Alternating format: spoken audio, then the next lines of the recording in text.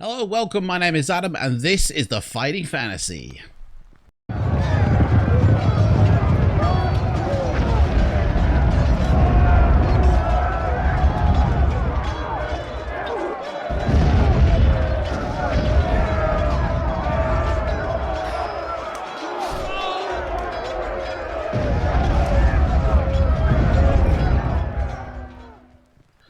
Welcome. So today we're starting a new thread of books off. It's Steve Jackson's Sorcery series, available through Steam. And today we're going to play through the Shamutanti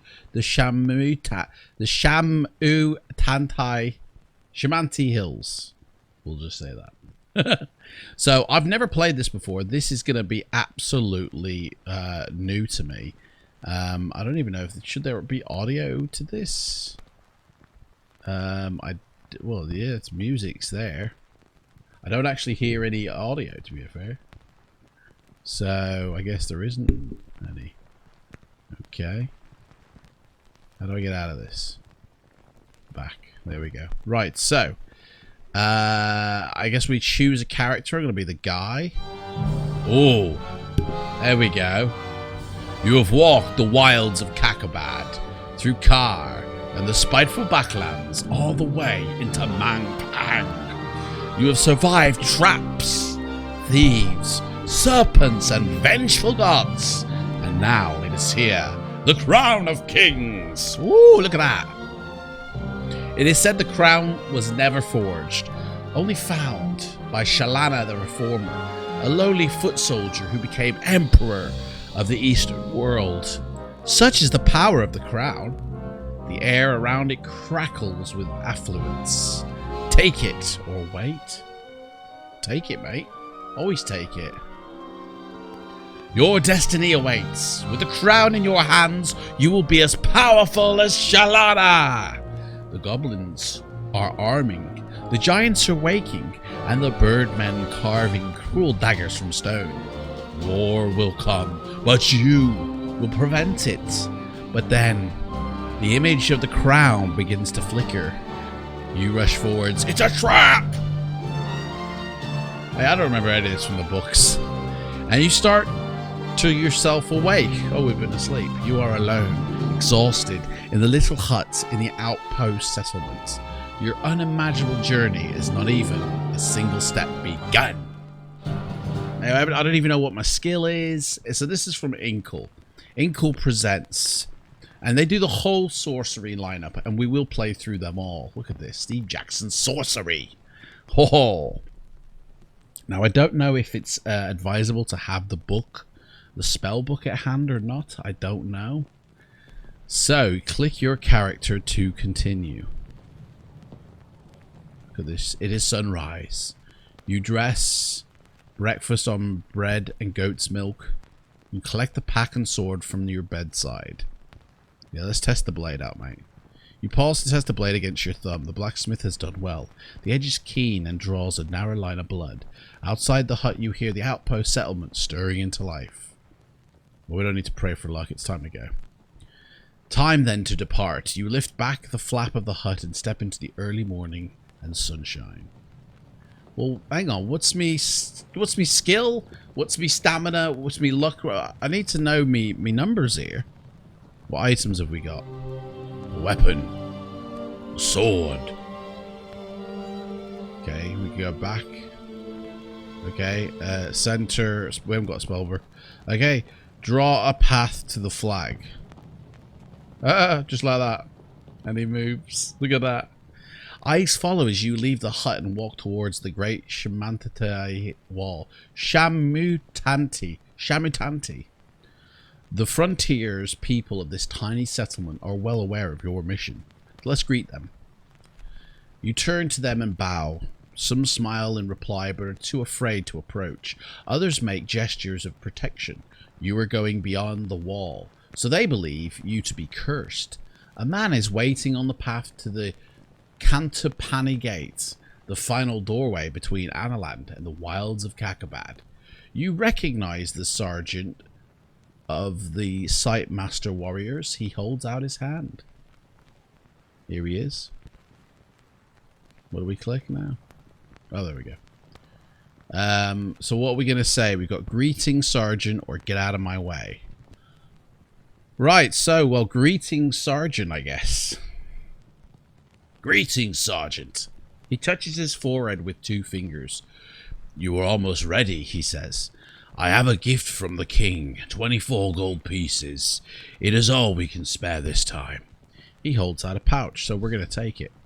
You accept the gift graciously. Thank you.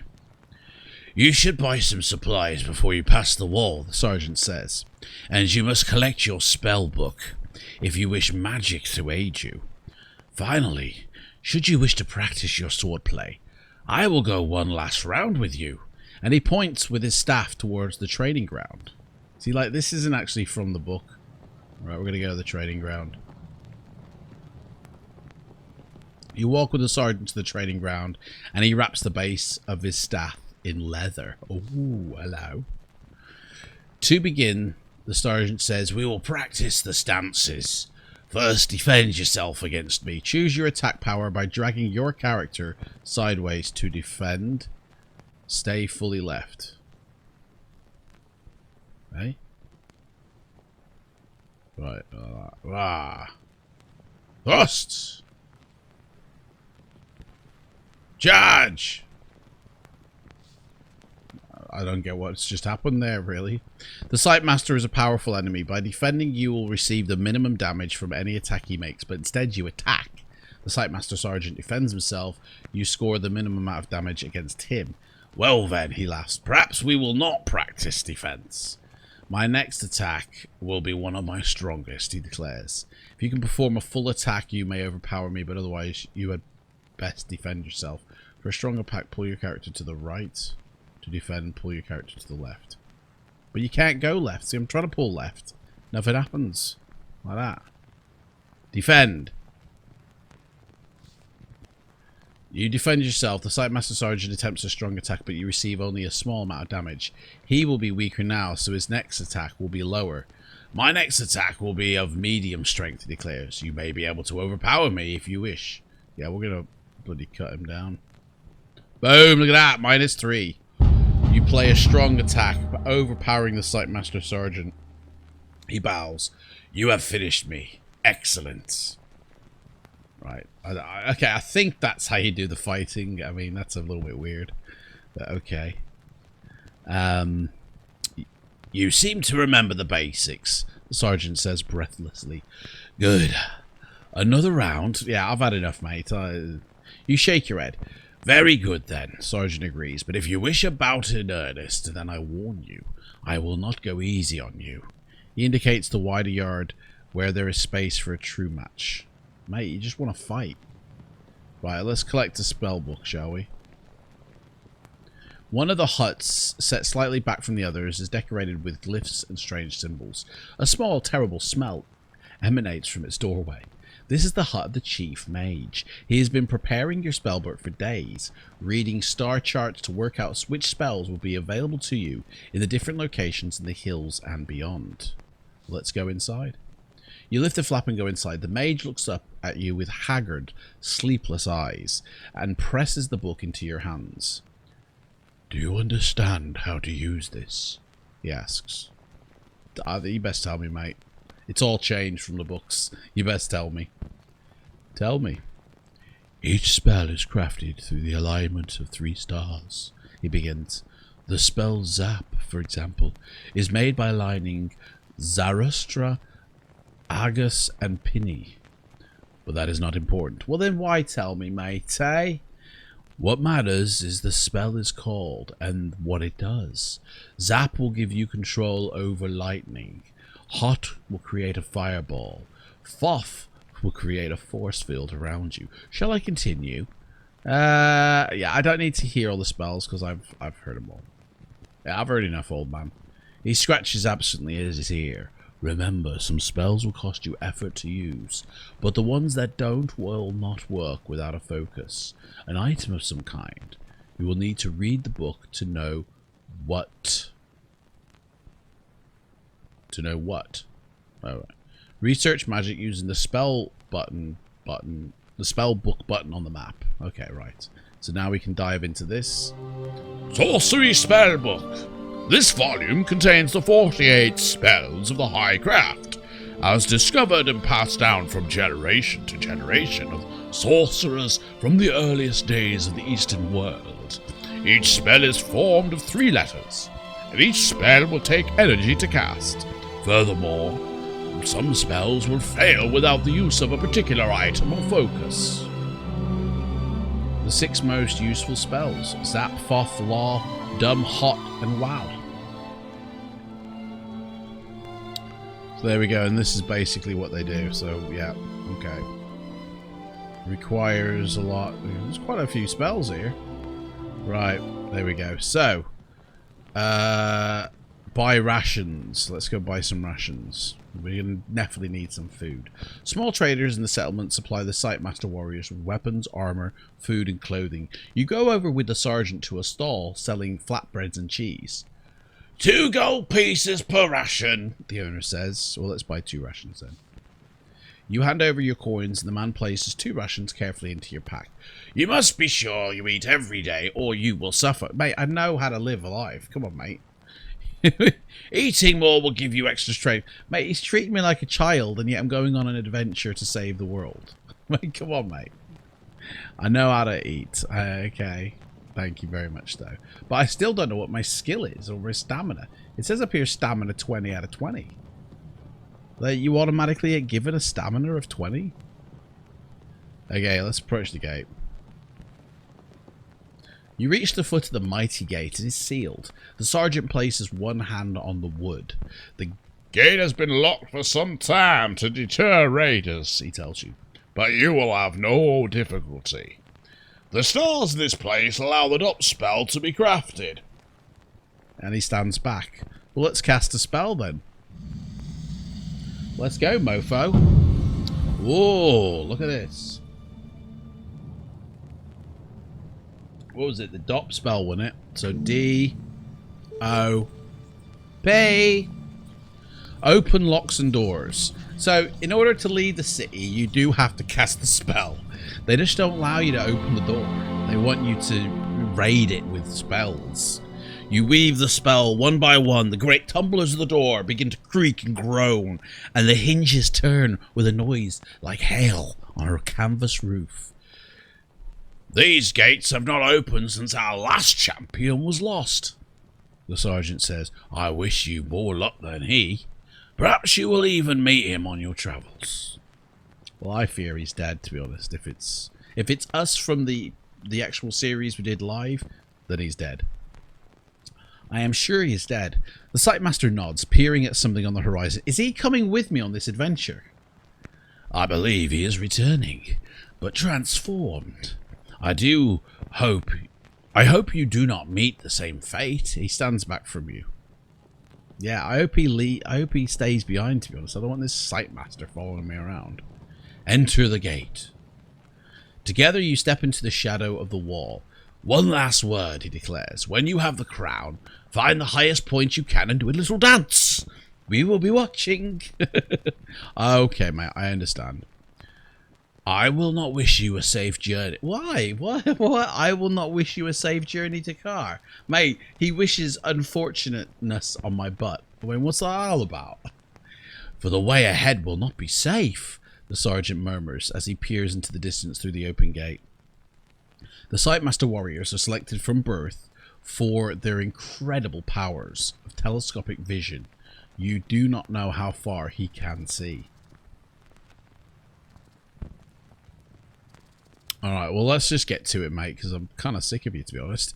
Enough talking, it is time to go. Without another word, you pass through the gate. The faces of the folk watching your departure reveal the hopes that rest on you and your quest. The early morning air is crisp, and the rising sun pants the slopes in shades of peaceful beauty, concealing evil that lies ahead. Right, this is nothing like the books, guys, right? I have no idea, like, okay, I know the story from the books, but it hasn't told me this in here. If I was coming to this for the first time, I wouldn't have a clue what I was doing, right? I've got no skill, I've got no stamina or luck ratio. I'm just a man with a sword and a bit of spells. And that's it, really. I honestly, this is like, I really like this, though. I like, you know, you're able to let's do a loopy loop around here and then go there. It does allow you as well. So he walked along the wall before and then jumped down and then went across and then went over there. The path winds through slopes of wild scrubland. The countryside is deserted and the eerie silence is broken only by the caw of the occasional crow. The birds appear to pause in the air to examine you as they pass. Stupid creatures. They pose no threat, so you ignore them. Barely an hour beyond the wall, and the air begins to grow foul. The Shamutanti Hills are infested with the pestilence of the backlands. It saps the energy from your body, leaving you feeling nauseous and weak. Well, so a lot of this stuff doesn't even feature in the books. The words being used, this has completely been rewritten. I wonder if Steve Jackson has had any hand in the rewriting of this. Well, let's just keep walking. It is not surprised they warned you of this. You will grow... Did they? You will grow accustomed to it the longer you were out here, but for the moment you must be very careful. Your maximum stamina just decreased. Look, 10 out of 10 now. That said 20 before. I don't even know what the rules are for this. If this reaches 0, you'll be too tired to carry on. Why has it gone to 10? Why is it 10 out of 10 when before it was like 20 out of 20? I just don't get that. Stamina can be regained up to the maximum by eating rations or resting. So, okay, so, right, okay, let's just carry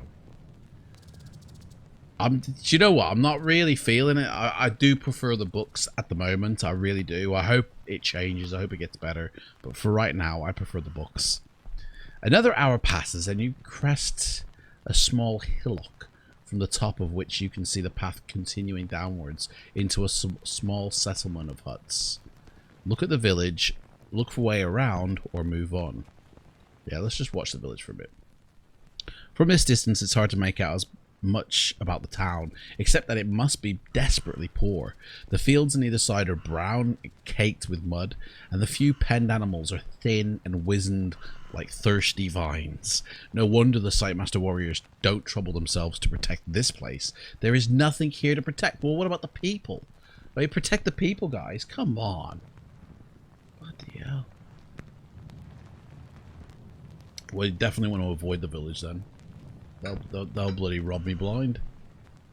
Perhaps it is the look of the crude huts and miserable fields either side, or perhaps it is simply a feeling in your gut. Either way, you leave the path and head through the scrub, walking perhaps a mile or so out of your way to avoid the town. From the top of the rise, you get a good view of the land ahead, across the Simsosa River. Simsosa, not samosa, because that's an Indian delicacy. Right, okay, so... Look or keep going. Let's just keep going, mate. But what it looks like hardly matters. You will find out more once you feel it under your feet. Looking east, there is a glimmer of blue. The sea. Below the shorelines are the Caves of Wonder. The Caves of Dadule. A place they say is haunted by spirits. Ooh. Well, let's investigate the caves, because, I mean, come on. It's called an adventure. Let's go on one. The cliffs of the Kakabad Sea are too intriguing. You have never before left Analand, and now the draw at this legendary spot is too strong. They say the first wizards grew from cracks in the rocks of these caves, and were tugged out by the salamanders. The salamanders. They say the tunnels move as the moon moves. They say the wind plays a song as it blows past the entrances. I say they're full of shit. And that this song will make anyone fall in love with you if you sing it. Guys, this sounds like a load of rubbish. Right, yeah, all of this is nonsense. But the tales have a draw on you all the same.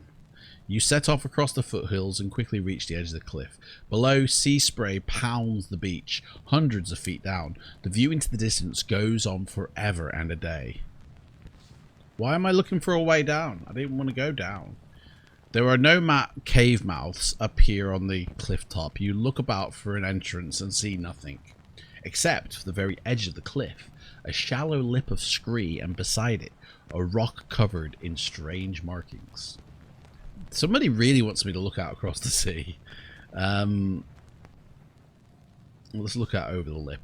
You peer cautiously over the lip. A few loose rocks scatter beneath your feet and tumble, falling for 4 or 5 seconds before they hit a grassy ledge far below. You step back quickly in case you might slip. A flock of gulls spins in the sky above you, screaming and calling. Well, let's just go back then. But be enough sightseeing, you must go back and continue your quest. Yeah, that was worth it, wasn't it, going to the caves? Right, well, I mean, we have to return to the foothills. We have no choice. What's bat up here? What does that do? Coming down a low rise, you hear voices ahead and the crackle of a fire. Oh, let's wait and listen then. I want to know... Oh, there's fox here. It says fox. I don't know what this means. It said bat before. You crouch down into the low grass and listen. There are 2 voices, gruff and crude. I hear it's today or the next day, says one. They've given him 50 gold pieces, I hear. Easy pickings, The other replies. 2 of us and only 1 of him. Enough to buy a boat. Let's keep listening, because I think they're talking about me, to be honest. And we'll have plenty to eat, The other says, and both men laugh. There is a rustling. The men are getting to their feet. They are coming this way. Right, let's stay hidden for a second. You stay low. There is a tense moment as the 2 bandits walk within arm's length of you, but they are too busy laughing at their joke, and they do not notice you. Crouched low by the rocky outcrop of their camp, soon they are gone downhill towards the path from Cantapani. You get back to your feet and brush yourself down. Well, let's go have a look at their campsite, shall we? Taking the opportunity, you go around the rocks to their campsite. The fire has been kicked out, but they have left a billy can behind containing a few warm beans. So let's eat them. That'll give us some. Wolfishly, you bolt the beans. They are thick and foul-tasting, but the meal feels good in your belly. Then you hurry on and make your way back down to the path, a little way beyond where the bandits are standing. Hey, it didn't give me any stamina. Come on, guys. What's going on? Half an hour later, you reach the start of the climb into the hills proper. Guys, I ate the beans to get some food. Right, we're going to have to eat, because... Let's eat a ration.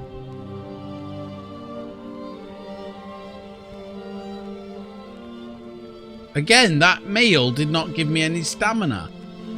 This is rubbish. I had 20 before. Has it just basically said that I'm a weako? Oh, that was a waste. Honestly, I don't remember this from the books. I don't remember you getting conned in the books. Leaving Cantapani behind marks the true start of the wilderness. Beyond that tiny outpost, they are scattered homesteads and Car, a thriving city port, but all are touched by cruelty, isolation, and fear. The backlands and the long shadow cast by Mangpang Fortress darken everything. But there is no time for reflection here. You know the importance of your mission. Now it has begun. You must simply survive first and succeed second. You are well prepared as any man could be. 5 minutes later you reach a fork in the road and still wonder what is my initial skill score.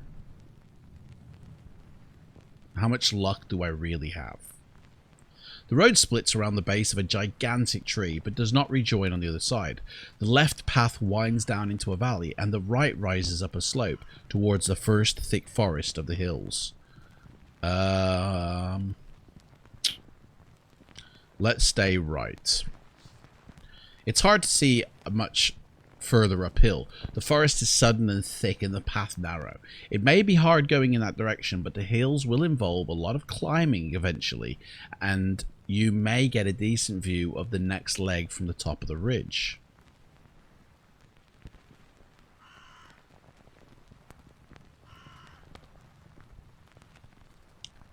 Look left or choose a path. Choose a path. You're about to make your choice when you hear a faint cry from somewhere close at hand. It's a trap! A call for help. Out here in the Shamutanti Hills, it is almost certainly a trap to lure travelers to their doom. You must move on. The light is fading already. Let's take the high path. The high route seems the most secure. In a valley, you can be easily observed from above and led astray. That's my thinking. But out in the hills, you can go whichever way you choose. Of course, when night falls, it may be cold and exposed upon the slopes. But no matter. This journey was never destined to be easy. You begin the climb, letting the cries from the tree fade quickly away. The path winds upwards into the hills and into the cover of a wood. The afternoon sun glints through the trees and plays tricks on your eyes, and every so often you catch a glimpse of some strange shaped animal or other watching you, only to find that it is the silhouette of a man of branches and leaves caught at an odd angle. You keep up your pace. The climb continues. With the path twisting this way and that way, the air grows cold, and the sun flickers on the horizon, then sets, making it hard to see your way. But the moon is full, and the twilight is done. Ah! It's moonlight. There we go. We've got some moonlight on the go now. Put that back to green.